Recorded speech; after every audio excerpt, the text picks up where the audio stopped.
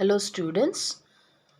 In this question they are asking us to separate into real and imaginary parts of cos x plus iy. Now first we must know what is the real part and imaginary part. So for a number, if it is in the form a plus ib, then the number is said to be a complex number. It's not a real number. This is a complex number. Now for this number, the real part is A and the imaginary part is B. That is the term with I. So this I is known as the imaginary number. The term with I is known as the imaginary part.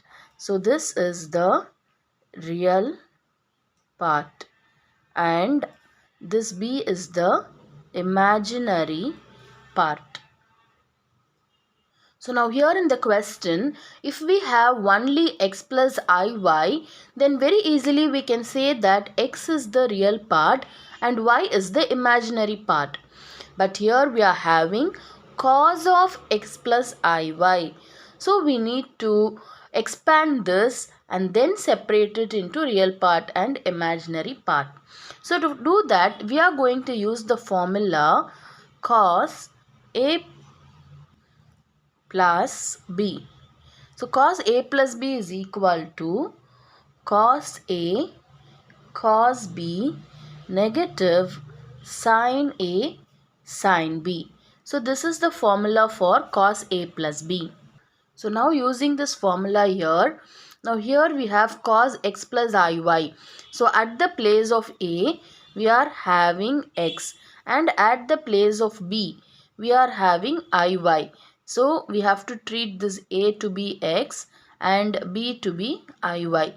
Using that we have to apply in this formula. And so we will be getting cos of x plus iy to be equal to cos a. So what is a? X. So cos x and then cos b. So b is iy. So cos iy negative sin a. So a is x. So sin x. Sin b. So b is iy. So sin iy. Now here we are going to use the hyperbolic formula. That is, in our previous video we saw the relation between circular functions and hyperbolic functions, where we saw that this cos iy was equal to, that is cos of ix is equal to cos hx. So what will be cos iy? Cos hy. So that we have to replace here. And what is sin iy? That is sin ix is equal to I sin hx. So now sin iy will be I sin hy. So those two formulas we have to use here and we have to replace them. So applying these two formulas we get this cos of x plus iy. So x plus iy to be equal to, so this cos x will come as such. So cos x. This cos iy will turn to be cos hy.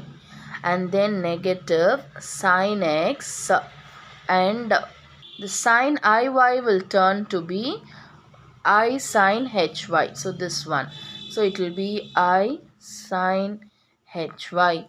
And so finally this will be equal to, that is cos of x plus iy will be equal to cos x cos hy negative this imaginary value I we can write here and then sin x sin hy, so that it will be easy for us to separate the imaginary part and the real part.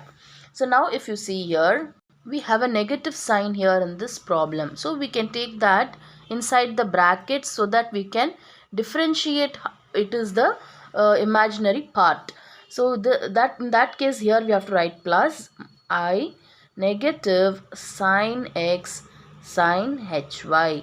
And so what will be the real part? So this portion will be the real part and the one with the imaginary number I, that is this is the imaginary part.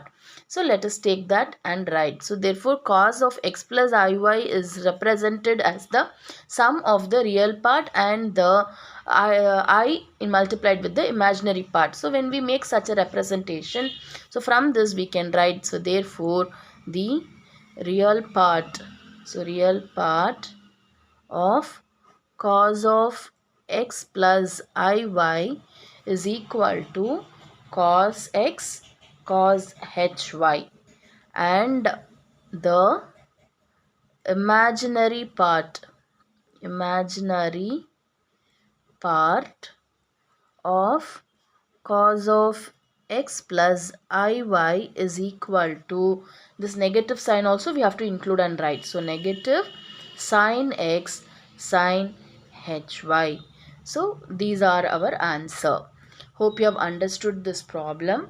So this is how we have to separate the real part and imaginary part. So first we have to expand this by using the formula that we know, and then we have to use the relation between the circular functions and the hyperbolic formula, and we have to do. Thank you.